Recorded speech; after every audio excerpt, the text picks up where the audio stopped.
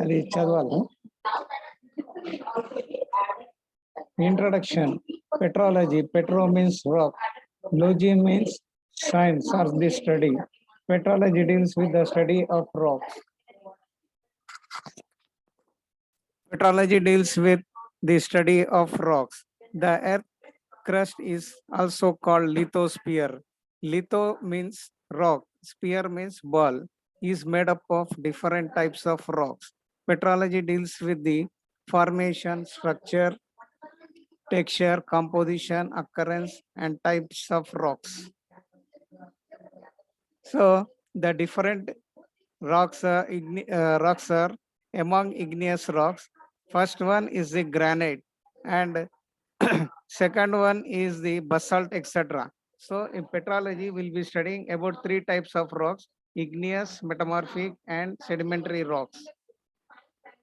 Petrology, civil engineering, importance of petrology in civil engineering, the composition and texture characteristics of rocks primarily contribute to their strength and durability. Rocks based on their suitability can be used for foundation, for dams, tunneling, and other structures. Structural geology. Structural geology is another branch of geology. Okay. It deals with the rocks which form the earth crust. Sorry, the rocks which forms the earth crust undergoes various deformation, dislocations, and disturbances under the influence of tectonic forces. The result is the occurrence of geological structures like fold faults, joints, and unconformities in the rocks. The detailed mode of formation, causes, types, classification are important, etc. Next branch of geology is structural geology. Okay, it is already in discussion. So geological structures modified the inherent physical characteristics of rocks, rendering them more suitable or unsuitable for civil engineering purpose. Dam site sedimentary rocks with upstream dip provided a desirable geological setup, while the same rock with a downstream dip make geological setup undesirable. Then next branch of geology is historical geology. The earth's surface was always suitable condition for deposition of sediments at some place or the other. Okay, therefore there are sedimentary rocks on the earth representing the entire period of earth history, that is 4.5 million years. Proper investigation of these rocks reveal chronological sequence of formation of rocks, evolution, migration, and plants and animals life during different periods of earth history. This kind of study of earth history through sedimentary rocks is called historical geology. Then comes next branch is paleontology. Paleontology is a core branch of geology. If under favorable conditions, animals and plant life gets embedded in sediments, it will be preserved partly or completely.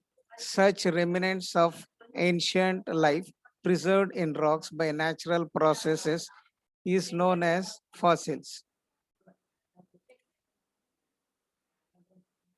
Next branch of geology is the economic geology. Minerals can be grouped into rock forming minerals and economic minerals.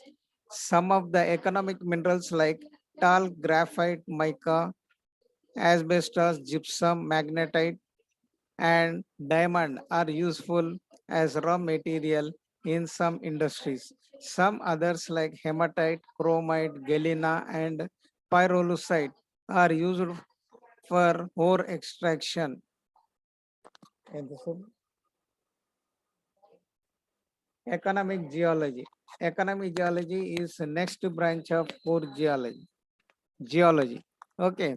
The prosperity of the nation depends to a large extent of rich reserves of economic mineral deposits. Gulf countries are rich because of their soil oil deposit. South Africa is rich because of its gold and diamond deposited. It deals with the mode of formation, occurrence, classification, association, varieties and concentration, properties and uses, etc.